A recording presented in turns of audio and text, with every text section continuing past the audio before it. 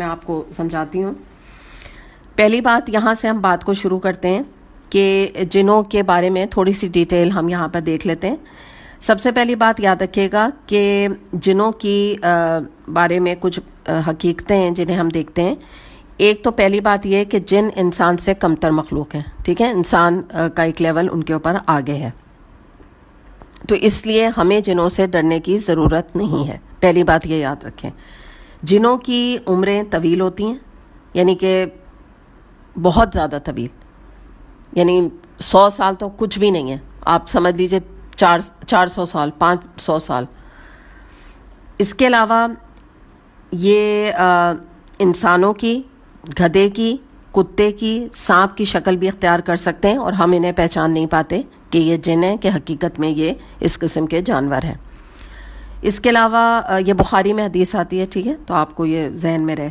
جنوں کی غذا ہڈیاں اور گوبر ہیں, یہ بھی بخاری کی حدیث سے ہمیں پتہ چلتا ہے, یہ ان کی غذا ہے.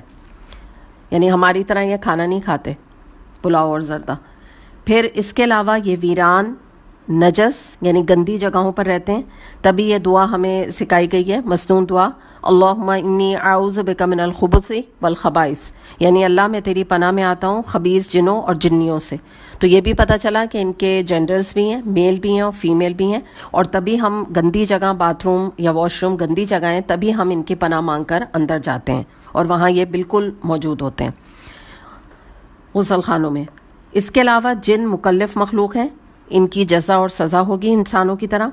مادہ ان کا تخلیق جو ہے وہ آگ ہے, جیسے ہمارا مٹی ہے, ان کا آگ ہے. ان کے اندر نر اور مادہ ہوتے ہیں, کافر ہوتے ہیں, مسلمان ہوتے ہیں. ان کے اوپر شریعت کے احکامات ویسے ہی لاگو ہوتے ہیں جیسے ہم پر ہوتے ہیں. اس کے علاوہ جن اڑ بھی سکتے ہیں.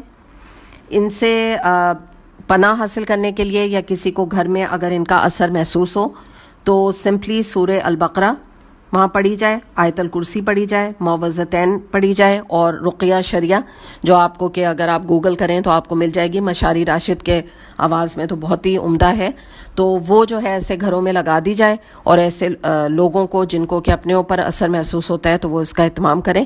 یہ بات یاد رکھیے گا کہ جنوں کا وجود ایک حقیقت ہے. کوئی اگر اس کا انکار کرتا ہے تو وہ دراصل قرآن کی سورہ جن کا انکار کرتا ہے, اور جس نے قرآن کی صورتوں کا انکار کر دیا تو آپ بتائیں کہ وہ دائرۂ اسلام سے خارج ہوگا کہ نہیں ہوگا. تو اس لیے ہمارے معاشرے میں جنوں کے بارے میں 2 ایکسٹریم ایٹیٹیوڈ ہیں. کچھ لوگ یہ کہتے ہیں جن کا کوئی وجود ہے ہی نہیں, اور کچھ لوگ یہ کہتے ہیں اتنا زیادہ جنوں پہ بلیو کرتے ہیں کہ ان کو گھر میں کوئی لڑائی ہوئی تو وہ جنوں نے کرا دی.